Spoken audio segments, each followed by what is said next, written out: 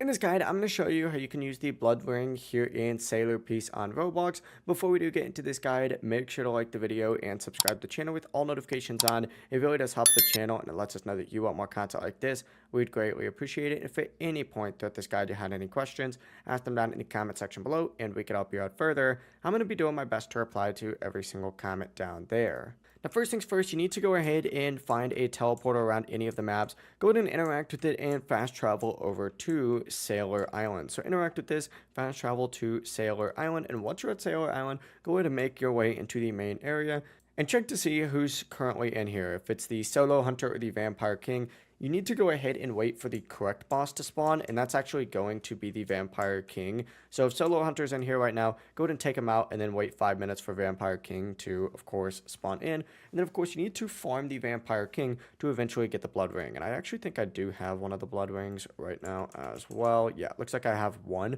But to actually use it, you need to just make your way to the back. And you're going to see over here the Vampire King NPC. Simply go ahead and interact with this guy just like so. You'll use that blood ring. But on top of that, you also use the blood ring for ascensions as well. So just keep that in mind. Make sure I would recommend doing the ascensions first and then farming even more to get Vampire King, because the ascension just boosts your stats overall in general, making it a little bit more valuable. See, I need 2 more blood rings for that as well. But that's actually going to be the full process right here. If you guys had any questions, ask them down in the comment section below and we could help you out further. I'm going to be doing my best to reply to every single comment down there. Before you do leave this guide, make sure to like the video and subscribe to the channel with all notifications on. It really does help us out. Let us know that you want more content like this. We'd greatly appreciate it. Have a great rest of your day. Peace.